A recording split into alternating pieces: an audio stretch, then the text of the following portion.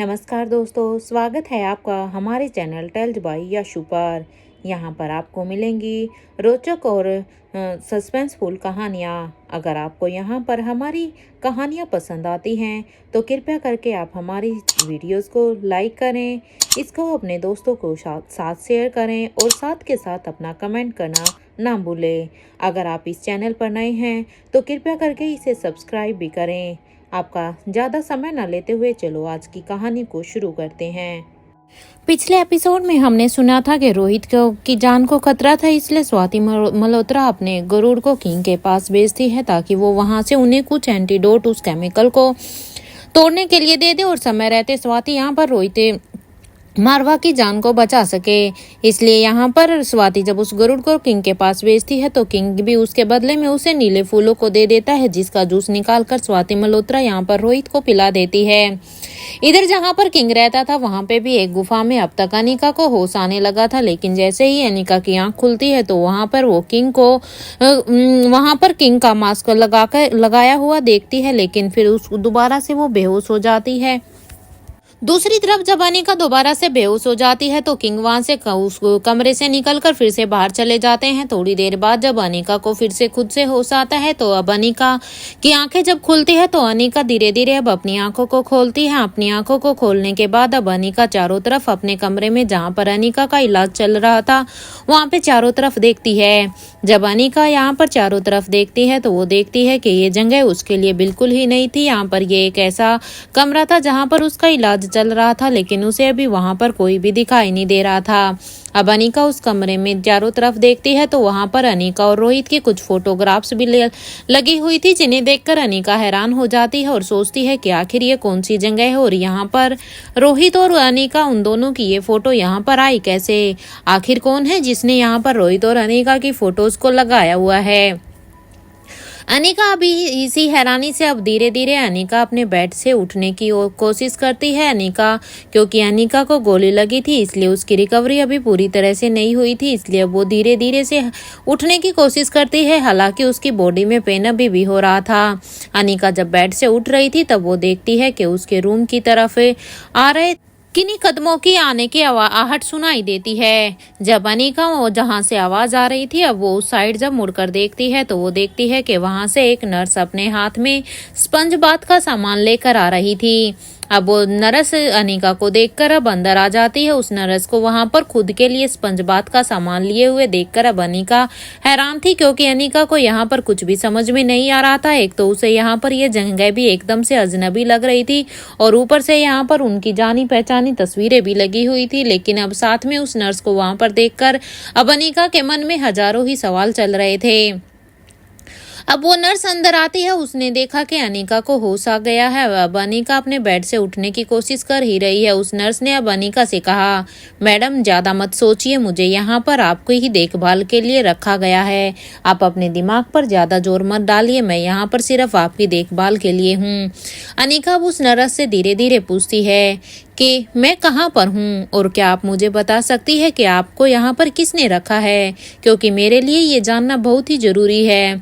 हालांकि अनिका के दिमाग में बहुत सारे ही सवाल थे, लेकिन वो भी जानती थी कि ये नर्स भी शायद इतने सवालों का जवाब नहीं दे पाए, इसलिए अनिका ने सिर्फ उससे यही पूछा कि आखिर वो कहाँ है और उसे किसने बोला है उसका ध्यान रखने के लिए।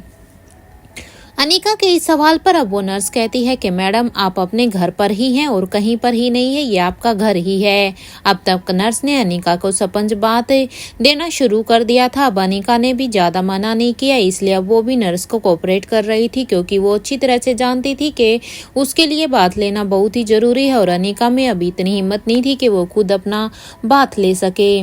और अब वो अभी अनिका अपना बाथ लेने के बाद अभी वो वहां पर अनिका का जब बात पूरा हो गया था तब वो नर्स उसे वहीं पर ही छोड़कर अब उसके कबर्ड से एक ड्रेस निकालती है और फिर वो अनिका को धीरे धीरे पहनाने लगती है। और फिर अब वो अनिका ड्रेस को पहनाने के बाद अब अनिका के बालों को भी संवारने लगती है और कहती है, मैडम आपको इस महल में हर जगह जाने की इजाजत नहीं है, बस आप इस महल में सब जगह जा सकती है, बस आप टॉप फ्लोर पर बने एक रूम में मत जाइएगा। वैसे तो ये पूरा ही घर आपका है, लेकिन ये ध्यान रखना कि टॉप फ्लोर पर जाने से अपने आप को बचाइएगा। इतना कहते हुए ही वो नर्स अब अनिका को ये इंस्ट्रक्शन देकर चली जाती है। अब उस नर्स की बातों को सुनकर अब अनिका भी सोचती है कि आखिर ये पूरा ही घर उसका कैसे हो सकता है, वो कहाँ पर है। अनिका तो अभी तक ये भी नहीं जानती थी, और भला उस नर्स ने उसे 7th फ्लोर पर जाने से मना क्यों किया है। आखिर क्या है 7th फ्लोर पर। हालांकि इतना कहते ही वो नर्स तो वहां से चली गई थी। अब जब वो नर्स दरवाजे तक पहुंची थी तो नर्स ने फिर से अनिका को आवाज लगाकर बोला था, मैडम आप थोड़ी देर यहाँ पर आराम कीजिए, तब तक मैं आपके लिए नाश्ता लेकर आती हूँ, क्योंकि आपको लंबे समय के बाद होश आया है, इसलिए शायद आपको भूख लगी होगी। इतना कहते के बाद अब वो नर्स भी दरवाजा बंद करती है और वहां से चली जाती है। यहाँ अनिका को कुछ समझ ही नहीं आ रहा था कि वो कहाँ पर है, कैसे हो, और उसे यहाँ पर लेकर कौन आया है, और ऐसा कौन है जो यहाँ पर उसके और रोहित के बारे में सब कुछ जानता है। तभी अब वो धीरे धीरे अपने पैरों को जमीन पर रखती है और चेक करने की कोशिश करती है कि क्या वो खड़ी भी हो सकती है अपने आप से या नहीं, क्योंकि जब अनिका पहले बेड से खड़ी हो रही थी तब तक वो नर्स आ गई थी और इस नर्स ने ही उसे वहां तक उसको स्पंज बांध देने में हेल्प की थी। इसलिए अनिका अभी तक अपने बेड से उतर नहीं पा रही थी अपने आप से। तभी उसको अब वो चेक करती है कि अभी उसे एक बार खड़े होकर देखना चाहिए, कहीं उसे अभी भी तो चक्कर नहीं आ रहा, क्या वो अभी वो पूरी तरह से ठीक है। अनिका अभी खड़े होने ही वाली थी कि तभी फिर से वो नर्स आ जाती है और वो वहां पर अनिका का नाश्ता लेकर आई थी।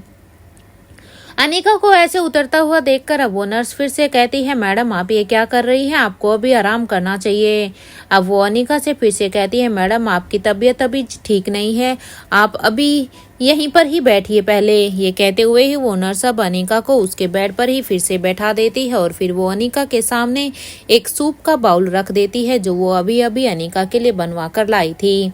उस सूप से अनिका को एक बहुत ही अच्छी महक आ रही थी। उस सूप को सूंघने से ही अनिका का मन कर रहा था कि वो उसे अभी कुछ ही पल में खत्म कर दे, क्योंकि अनिका को सच में भूख भी बहुत ज्यादा ही लगी हुई थी।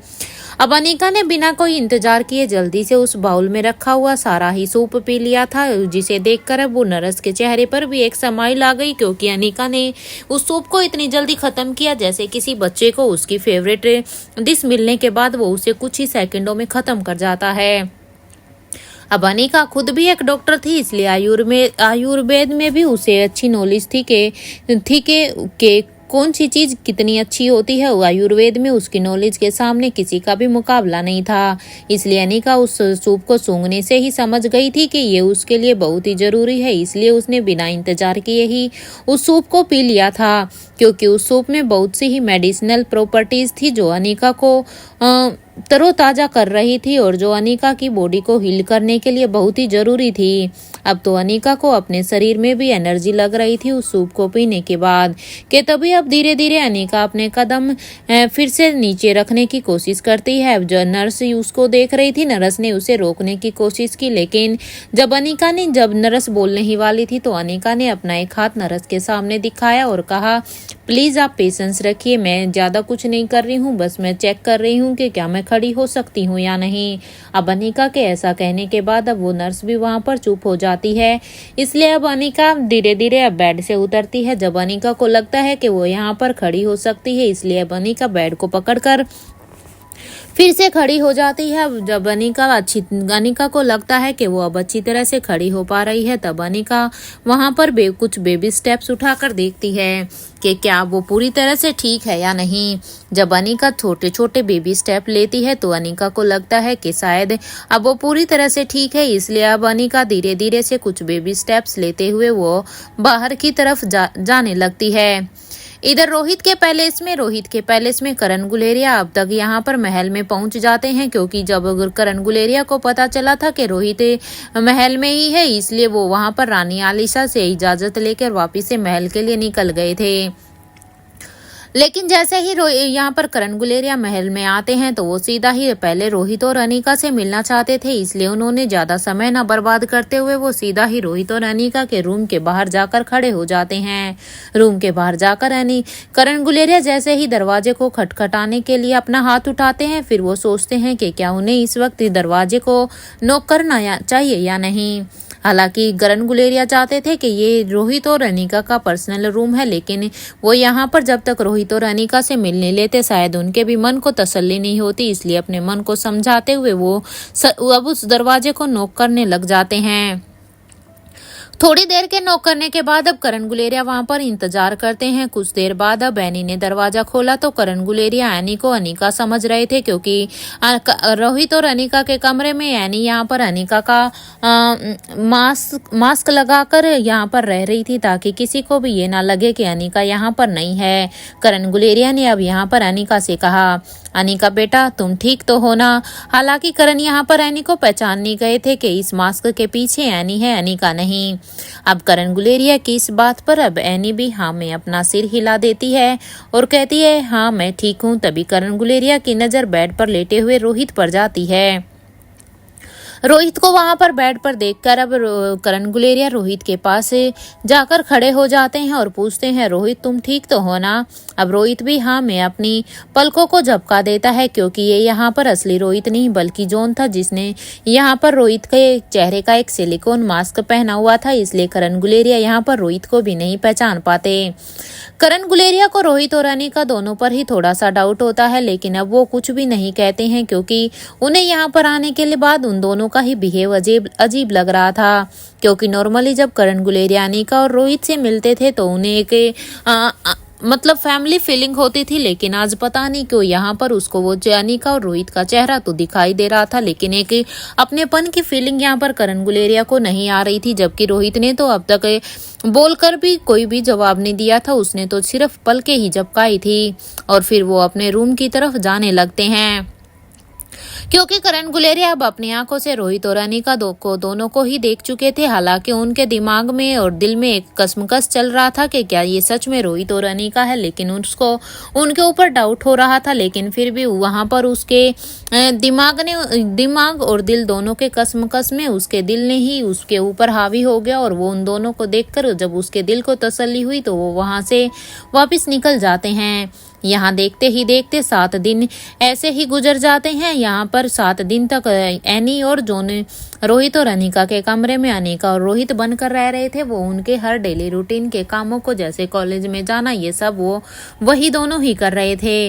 इधर यहाँ बूढ़े बाबा भी काफी वक्त से ही रोहित के होश में ही आने का इंतजार कर रहे थे, क्योंकि 7 दिन ऐसे ही गुजर गए थे। अब तक रोहित को होश नहीं आया था, क्योंकि रोहित पर उस केमिकल का असर बहुत ही ज्यादा था।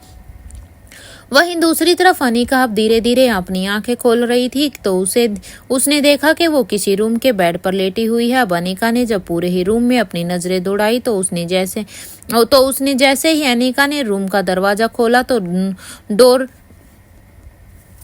अपने रूम के डोर को खोलने के बाद जब वो रेलिंग तक गई तो उसने देखा कि नीचे ग्राउंड फ्लोर पर कुछ फाइटर प्रैक्टिस कर रहे हैं। हालांकि क्योंकि अनिका को होश पहले ही आ गया था, इसलिए अनिका डेली ही यहाँ पर आकर 7 दिन तक लगातार देख रही थी। लेकिन आज पता नहीं क्यों जब अनिका उठी थी तो यहाँ पर उसे कुछ आवाजें आ रही थी। जब वो अपना दरवाजा खोलकर देखती है तो वहाँ पर कुछ लोग प्रैक्टिस कर रहे थे, जो यहाँ पर किसी न्यू टेक्नोलॉजी को ही सीख रहे थे। अब अनिका उनकी फाइटिंग स्किल्स को देखकर हैरान थी, क्योंकि ये फाइटिंग टेक्निक कुछ अलग ही तरह की थी, जिसे आज तक खुद अनिका ने ना तो देखा था, ना किसी से सुना था, और ना ही खुद अनिका को भी ये आती थी।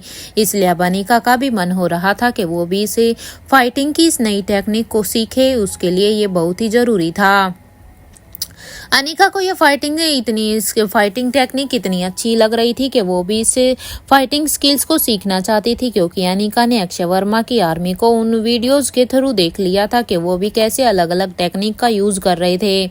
इसलिए अगर अनिका को अपने दुश्मनों को हराना है तो उसे इस स्किल्स को सीखना जरूरी था। इसलिए अनिका के मन में भी यही आया कि उसे इस स्किल्स को जल्द से जल्द सीख लेना चाहिए। आज ऐसा पहली बार था कि अनिका को किसी और की फाइटिंग टेक्निक खुद की फाइटिंग टेक्निक से ज्यादा अच्छी लग रही थी, क्योंकि अनिका का भी फाइटिंग में कोई भी मुकाबला नहीं था। अनिका ऐसी थी कि वो हर चीज को कुछ ही सेकंडों में या मिनटों में सीख लेती थी। लेकिन आज ये फाइटिंग स्किल्स अनिका को बहुत ही अट्रैक्ट कर रही थी और वो अनिका के मन में उसे सीखने की जिज्ञासा जगा रही थी। अनिका ने फिर इधर उधर अपनी आंखों को घुमाया तो उसे बिल्कुल भी अजीब नहीं लगा था, ये अनिका के साथ पहली बार था कि वो एक अजनबी जगह पर थी, लेकिन उसे कोई खतरा महसूस नहीं हो रहा था क्योंकि पिछले 7 दिनों से अनिका यहाँ पर जहाँ भी घूम रही थी, जितना भी कुछ देख रही थी, वो यहाँ की हर एक चीज उसके मन को मोह रही थी। अनिका को यहाँ पर अपने लिए कोई खतरा नहीं लग रहा था, उसे यहाँ पर अपनापन लग रहा था, लेकिन ये अनिका भी नहीं समझ पा रही थी कि आखिर उसे इतनापन क्यों लग रहा है। लेकिन उसके दिमाग में ये तो जरूर चल रहा था कि कहीं ये वही तो नहीं जिसे रोहित ढूंढ रहा था। रोहित के अपने, उसे ऐसा लग रहा था कि ये उसका ही घर है। अब अनिका यही सोच ही रही थी कि तभी उसने देखा कि जिस रूम में वो अभी थी उसके आसपास तो न जाने कितने ही ऐसे रूम थे जैसे अनिका का रूम था। अब तक अनिका को एहसास हो गया था कि वो 7th फ्लोर है, क्योंकि अनिका यहाँ पर उस फाइटिंग स्किल्स को देखते देखते आज गलती से 7th फ्लोर पर भी आ ही गई थी। अब अनिका ने धीरे धीरे से अपने कदमों को अपने बगल वाले रूम में बढ़ाने लगी। कुछ देर में अब अनिका रूम के पास आ गई थी। तब अनिका ने जब उस रूम के दरवाजे को खोला तो वो एकदम से अब हैरान हो गई थी। उस रूम को पूरी तरह से ही अलेक्जेंडर की पसंद से सजाया गया था। अनिका को अलेक्जेंडर की पसंद की सारी ही चीजें बारे में अच्छे से पता था। अनिका अलेक्जेंडर, क्योंकि अलेक्जेंडर खुद अनिका का बेटा था तो इसलिए वो उसकी पसंद नापसंद को हर अच्छे से जानती थी। लेकिन अनिका की हैरानी तब बढ़ी तब उसने यहाँ पर इन सारी ही चीजों को इस कमरे में भी पाया, क्योंकि इस कमरे को अलेक्जेंडर की पसंद के हिसाब से सजाया गया था। यहाँ तक कि अलेक्जेंडर के जन्म से लेकर 6 साल तक की फोटोग्राफ तो खुद अनिका और रोहित के भी पास नहीं थी, क्योंकि अनिका और रोहित ने अलेक्जेंडर के इन 6 सालों को बहुत ही मिस किया था। वो भी हमेशा से ही सोचते थे कि क्योंकि यहाँ पर आर्यन हमेशा से ही रोहित के पास रहा था, तो रोहित के पास आर्यन के इन्हें पिछले 6 सालों के बारे में, जब वो पैदा हुआ था तब से लेके 6 साल तक का तब तक वो हुआ था, वो सारी ही मोमेंट उसकी मेमोरीज उसके पास थी। और अनिका के पास यहाँ पर रिया की थी। लेकिन उसके तीनों ही बच्चों में एक अलेक्जेंडर ही ऐसा था जिसके बारे में रोहित और अनिका के पास उसके पैदा होने से लेके 6 साल तक की कोई भी फोटोग्राफ्स नहीं थी। लेकिन अनिका जब हैरान होती है जब उसने यहाँ पर देखा कि अलेक्जेंडर के पैदा होने से 6 साल तक की सारी ही फोटोग्राफ अब इस कमरे में लगी हुई हैं। लेकिन इस रूम में अलेक्जेंडर की जन्म से लेकर अब तक की सारी ही फोटोज थी। उस रूम में अलेक्जेंडर की पसंद की सारी ही गेम्स थी, उसकी पसंद की सारी ही बुक्स थी। अनिका को अब ऐसा लग रहा था कि वो अलेक्जेंडर के पर्सनल रूम में आई है। अनिका उस रूम को देखकर इतनी हैरान थी कि आखिर ये कौन है जो यहाँ पर उसकी पूरी फैमिली के बारे में भी, उनकी पसंद नापसंद के बारे में भी जानता है। और आखिर ये कौन है जिसके पास अलेक्जेंडर की भी 6 साल तक की, उसके जन्म से 6 साल तक की सारी ही चीजें उसके पास हैं। तो आखिर ये कौन है? अब वो बड़ी ही हैरानी से उस रूम को देखने लगती है। वो रूम किसी किंगडम के प्रिंसेस के रूम के से कम नहीं लग रहा था, क्योंकि उस रूम को किसी राजकुमार के कमरे की तरह सजाया गया था।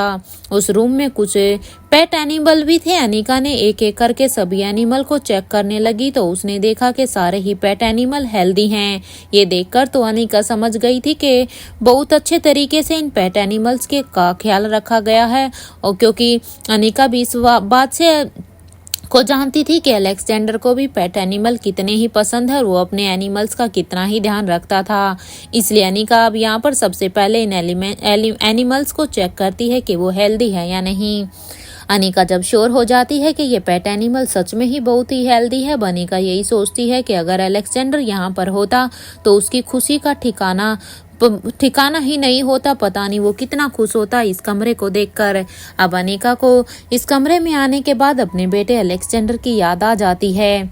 तभी अनिका की आंखों में अलेक्जेंडर को याद करके एक नमी भी थी, क्योंकि पिछले 7-8 दिन से उसने अपने बेटे को, अपने बच्चों को नहीं देखा था।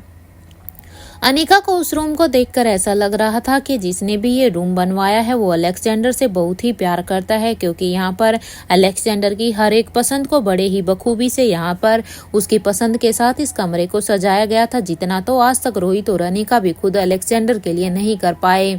हालांकि रोहित और अनिका के पास कभी किसी भी चीज की कोई भी कमी नहीं थी, लेकिन सब कुछ होते हुए भी कहीं ना कहीं आज इस कमरे को देखकर आज अनिका को यहाँ पर अलेक्जेंडर का जो प्रेजेंट का कमरा है वो भी फीका लग रहा था। एक पल के लिए तो अनिका को यही लगा कि वो अलेक्जेंडर को यहीं पर ही बुला ले। उस रूम को देखने के बाद अब अनिका उसके बगल वाले रूम में जाने की सोचती है, क्योंकि जब अनिका ने सोचा कि यहाँ पर अगर इस कमरे को अलेक्जेंडर के पसंद से बनाया गया है तो उसे एक बार बाकी के सारे कमरों को चेक कर लेना चाहिए। अब अनीका जल्दी से अलेक्जेंडर के कमरे से बाहर आती है और अब उस कमरे को देखने के बाद अब जब वो उसके बगल वाले रूम में जाती है, जब वो उसके दरवाजे को खोलती है तो जैसे ही अनीका ने उस रूम के दरवाजे को खोला तो उसमें आर्यन की तस्वीर थी। उसमें सामने दीवार पर आर्यन की एक बहुत बड़ी ही तस्वीर थी, जिसे देखकर ऐसा लग रहा था कि जैसे अनीका के सामने रियल में ही आर्यन खड़ा हो। और कुछ तो रोहित और आर्यन की भी तस्वीरें वहां पर सामने ही लगा रखी थी और वहीं पर सामने ही एक चेस बोर्ड भी रखा हुआ था और उसके साथ ही एक बहुत बड़ा सा किंग साइज बेड था, जो स्पेशल वहां पर आर्यन की पसंद के हिसाब से ही बनाया गया था, ठीक वैसा ही जैसा प्रेजेंट में ऐसा ही बेड आर्यन के रूम में था। क्योंकि यहाँ पर मारवा हाउस में आर्यन की पसंद का एक ऐसा ही बेड सेम साइज का सेम डिजाइन का यहाँ पर मारवा हाउस में भी था। अब अनीका आर्यन के रूम से भी काफी ही इम्प्रेस हो गई थी, क्योंकि यहाँ पर आर्यन की पसंद की सारी ही किताबें, सारे ही गेम्स, क्योंकि आर्यन को मोस्टली रोहित की तरह चेस गेम खेलना पसंद था, इसलिए चेस को तो अनीका पहले ही देख चुकी थी। ये रूम ऐसे ही बना है जैसा कि आर्यन को पसंद है।